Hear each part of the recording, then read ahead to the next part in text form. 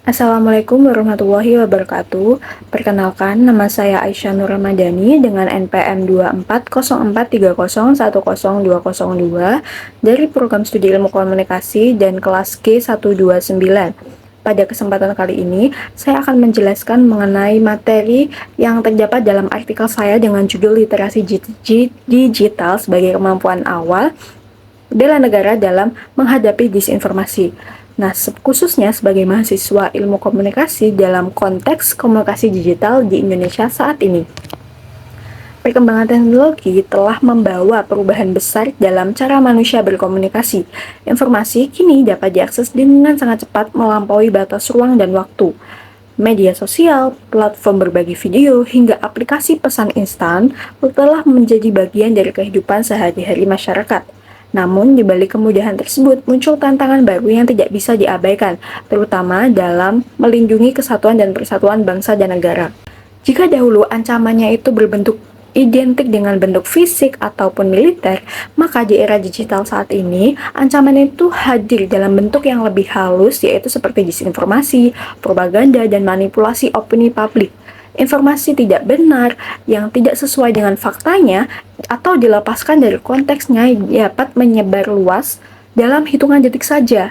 Situasi ini menjadikan semakin berbahaya ketika masyarakat menerima informasi tersebut tanpa disaring terlebih dahulu atau tanpa proses berpikir kritis.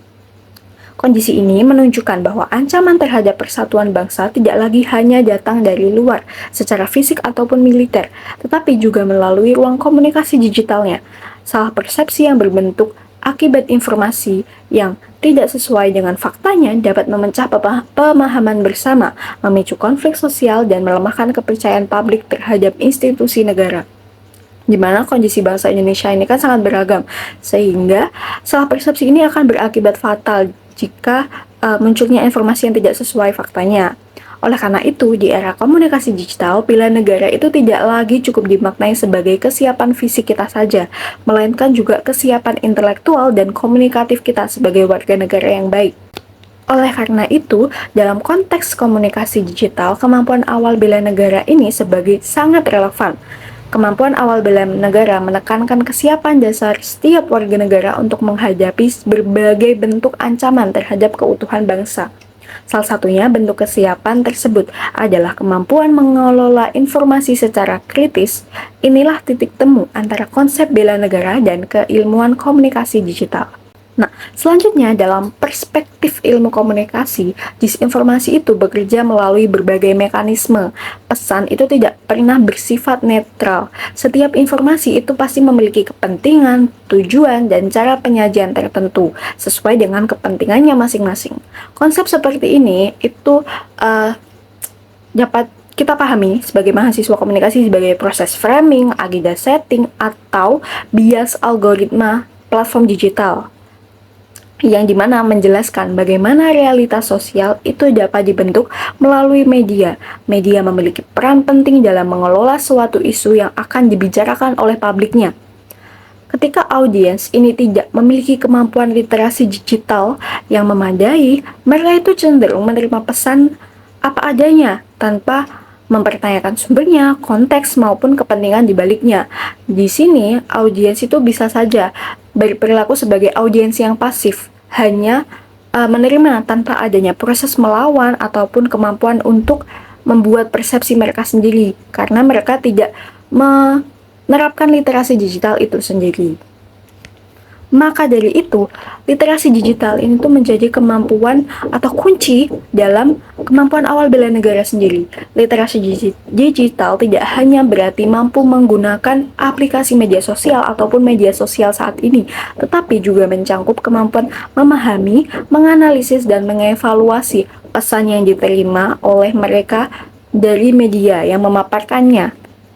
Individu yang literan itu tuh secara digital mampu membedakan informasi yang kredibel dan tidak kredibel, serta menyadari bahwa apa yang muncul di layar media itu tuh seringkali dipengaruhi oleh algoritma dan filter bubble. Nah, di mana adanya algoritma dan filter bubble ini tuh sangat memengaruhi konten-konten yang masuk di media sosial para audiens ini, sehingga audiens itu Jika terpengaruh oleh algoritma, mereka akan memperkuat pandangan mereka sendiri tanpa melihat berbagai sudut pandang dari latar yang berbeda, opini-opini yang berbeda. Nah, literasi digital ini dapat dipandang sebagai alat pertahanan komunikatif. Ia bekerja sebagai lapisan pertama dalam menghadapi ancaman non-militer di ruang digital. Salah satu bentuknya adalah kemampuan verifikasi informasi. Ketika seseorang terbiasa memeriksa sumber berita, membandingkan informasi dari berbagai media, dan tidak langsung menyebarkan pesan yang meragukan, maka ia telah berkontribusi menjaga stabilitas informasi publik. Selain itu, pemahaman terhadap cara kerja algoritma media sosial itu juga menjadi bagian penting dari literasi digital. Algoritma itu cenderung menampilkan konten yang sejalan dengan preferensi para penggunanya. Akibatnya, seseorang itu dapat terjebak dalam filter bubble yang algoritma buat ini, di mana ia hanya terpapar oleh konten yang sejalan dengan sudut pandangnya saja, sehingga hal tersebut akan meyakinkan atau menambah keyakinan terhadap sudut pandang yang ia yakini tanpa melihat berbagai sudut pandang yang berbeda. Kondisi ini itu akan memperkuat bias informasi dan berpotensi memicu polarisasi. Dengan memahami mekanisme ini, individu itu akan menjadi lebih waspada dan terbuka terhadap perspektif lainnya.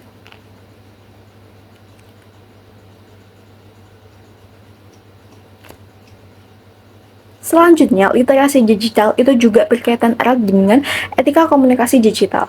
Bela negara dalam konteks komunikasi bukan hanya soal melindungi diri dari informasi palsu, tetapi juga tanggung jawab kita sebagai warga negara yang baik dalam menyebarkan pesan yang akan disampaikan.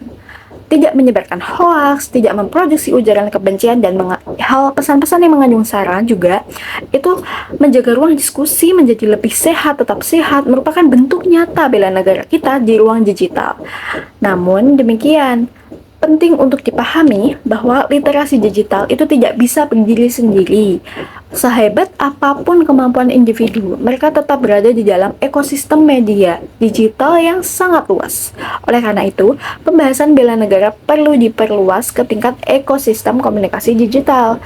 Media massa profesional misalnya memiliki peran strategis sebagai penjaga akurasi informasi.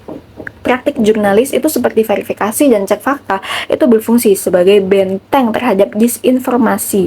Ketika media menjalankan pesannya secara bertanggung jawab, mereka turut memperkuat ketahanan nasional dari sisi komunikasinya. Di sisi lain, platform digital juga memiliki tanggung jawab yang besar. Algoritma yang mereka bangun itu tidak hanya bersifat teknis, tetapi juga berdampak sosial dan politik. Upaya seperti penandaan konten bermasalah, sistem pelaporan, serta kolaborasi dengan pemeriksaan fakta merupakan bagian dari arsitektur pertahanan informasi di era digital.